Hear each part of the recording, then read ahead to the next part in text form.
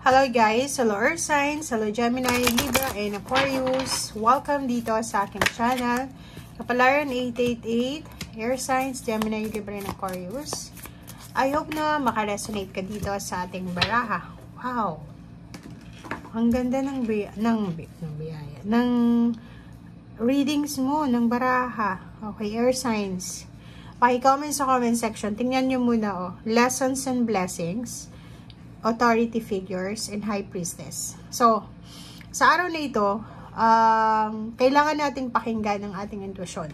Sa araw na ito, kailangan nating mag-focus sa kung ano yung sinasabi ng ating intuition. Okay?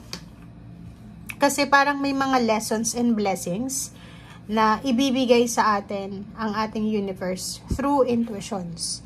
So, may mga signs, symbols, synchronicities, may mga paulit-ulit na, like dito, if nanonood ka ngayon, kung halimbawa yung reading nito similar or pareho ng last week or last few days, ibig sabihin, synchronize yun. So, yun yung message na yun is para sa'yo.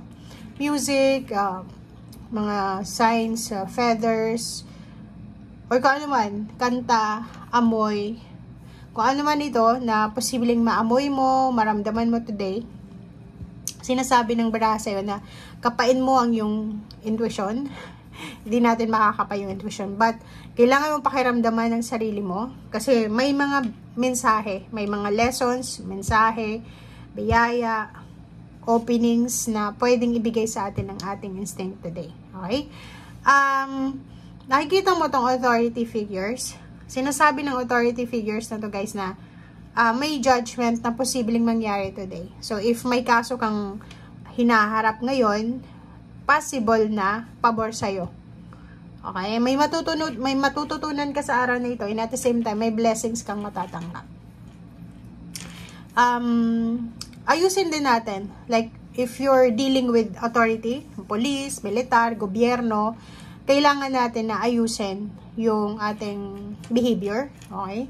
If for example lang na kailangan mong mag-ayos ng mga documents, like may plano kang mag-apply ng trabaho or kailangan mo ng dokumento, government documents, make sure na para hindi tayo ma-reject,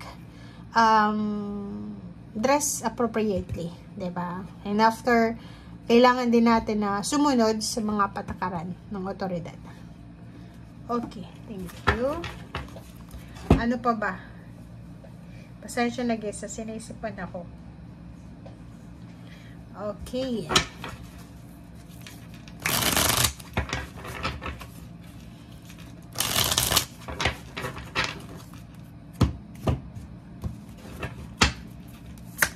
Okay. So, itong barahang to, lumabas to sa lahat ng zodiac signs. Sinasabi ng baraha mo dito na kailangan natin maging positive sa araw na ito. Diba? Kung makikita mo yung baraha mo, napakaganda. Kasi may biyaya, may leksyon sa buhay, may excitement ka na posibleng maramdaman. At ang unang barahang to is parang may prediction dito. Diba? Parang may nakikita ka. May nakikita ka na posibleng mangyari sa mga susunod na araw. Alam mo yung instinct mo. Yung parang ganun. Yung intuition mo na parang deja vu. Parang ganun. So, may mga nararamdaman ka ngayon na posibleng pabor sa'yo. Positive na pabor sa'yo sa mga susunod na araw. Sa either relationship. Parang ganun. Pwedeng napipredict mo yung sarili mo na magkakaroon ka ng karelasyon. Maayos yung relationship mo. Or napipredict mo na magpapakasal ka. Or posibleng napipredict mo na yung relationship na hindi natuloy, like nagkahiwalay kayo ng karelasyon mo, ay posibleng magkabalikan kayo. Okay? Yung bahay na gusto mong ipatayo, yung dream house mo, ay posibleng mangyari. So, it's a magic. Diba? So, sinasabi ng baraha sa'yo dito na ang kailangan lang natin ingatan sa araw na ito is temptation. Kasi kung makikita mo dito, ang temptation na pwede mong ma-encounter is yung pagiging negative. Diba? Kahit na may mga pinoprovide na sa'yo ng mga symbol, signs, answers ang ating universe, and hindi ka pa rin nakikinig. Like, halimbawa, may mga pinagdadaanan ka sa financial, emotional, dokumento, papeles, gobyerno, and hindi ka nakikinig sa sinasabi ng intuition mo kasi yung actions mo is taliwas doon sa pinapahayag ng intuition mo, yun yung pwedeng temptation. And make sure din na sa araw na ito, huwag kang masyadong magpapaniwala sa mga nag-a-advise sa'yo. Lalo na kung may mga hidden agenda yan. Okay? Regarding relationship, regarding money, make sure na paniwalaan mo lang muna sa araw na ito yung intuition mo, yung sarili mo. Okay. Okay, so pera to. Sinasabi ng baraha, if ever man nag-aalala ka tungkol sa pera, huwag kang masyadong mag-alala. Ngayon pa lang, simulan mo na yung pag-iipon. If may anak ka na alam mo na mag-aaral siya or may kailangan kang pera sa next year, simulan mo na yung pag-iipon instead na mag-worry ka. Okay? So, yun, may worry dito. Okay, sa araw na ito, sinasabi ng barahan na huwag tayong masyadong mag-focus sa mga worries natin. Huwag tayong masyadong mag-focus sa mga hindi pa nangyayari sa buhay natin. Yung mga overanalyzing, yung natatakot ka kasi ganito ganyan, wala pa namang nangyayari pero takot ka na. Lalo sa usaping pera, natatakot kang mawalan. Natatakot kang bumalik sa dati na walang-wala ka na. Natatakot ka na manakawan ka, relationship man yan, trabaho, negosyo.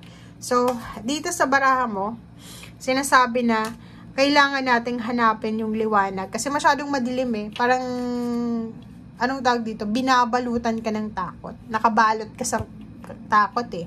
Parang ayaw mong lumabas sa comfort zone mo. Gusto mo mag-stay lang sa lugar na komportable ka. Diba? Like, if malamig, diba? Malamig ang panahon. Example lang to, if ever malamig ang panahon, naka-jacket ka. Siyempre, hindi mo aalisan yung jacket mo kasi giginawin ka. Parang ganun. So, natatakot ka. So, dito, ganun din.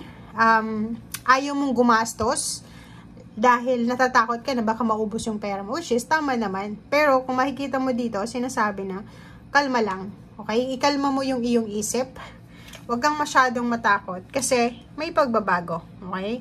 Hindi ibig sabihin na nasa ilalim ka ngayon, may mga financial problems ka or lalo na emotional problems is panghabang buhay na yan. Hindi. Huwag kang mag-stay dyan, maging stagnant. Huwag mong ilagay yung sarili mo sa restriction kasi unlimited yung chances mo, yung opportunities mo dito sa mundo. Kung makikita mo nga dito, may nakikita ka. 'Di ba? And yung halimbawa, yung iba sa inyo takot mag-save ng pera.